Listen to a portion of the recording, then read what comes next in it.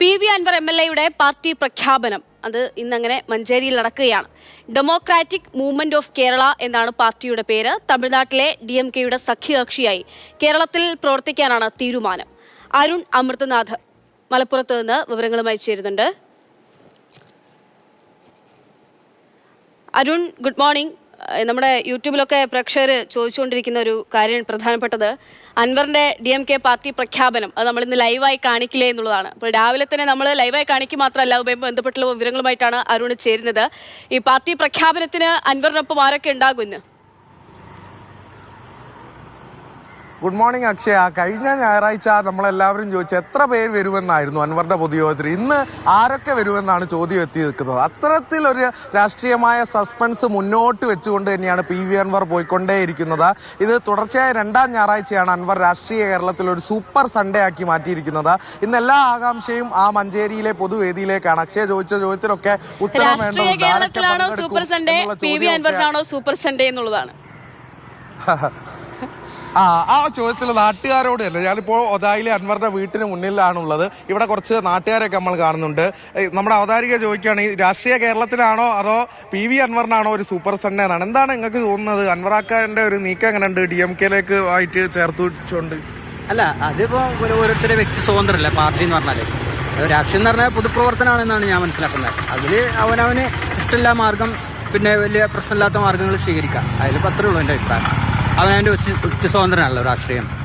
അത്തരത്തിൽ അൻവറിൻ്റെ സ്വാതന്ത്ര്യമുണ്ട്, എനിക്ക് എൻ്റെതുണ്ട്, അവനവൻ്റെ സ്വാതന്ത്ര്യമുണ്ട്, അത് സ്വീകരിക്കാം.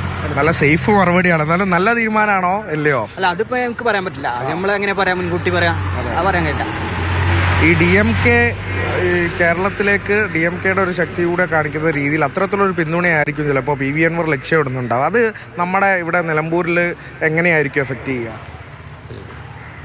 അതിനെക്കുറിച്ച് നാട്ടുകാരെന്നുള്ളത് എനിക്ക് പറയാനുള്ളത്, പിന്നെ DMK തമിഴ്നാട്ടിൽ വിപ്ലവകരമായ മാറ്റങ്ങൾ സൃഷ്ടിച്ചിട്ടുണ്ട്. തമിഴ്നാടിൻ്റെ ഉൾഗ്രാമങ്ങളിലൊക്കെ ഞാൻ അറിയാൻ സാധിച്ചത് അങ്ങനെയാണ്. അത്തരത്തിലുള്ള ഒരു പ്രവർത്തനം അദ്ദേഹം നടത്തി വരികയാണെങ്കിൽ തീർച്ചയായിട്ടും അത് നാടിന് ഗുണം ചെയ്യും. ആ ഒരു പാത പിന്തുടർന്ന് പോകണമെന്നാണ് എൻ്റെ ഒരു അഭിപ്രായം. പ്രതീക്ഷ ഉണ്ടോ? അപ്പോൾ പ്രതീക്ഷ ഉണ്ട്.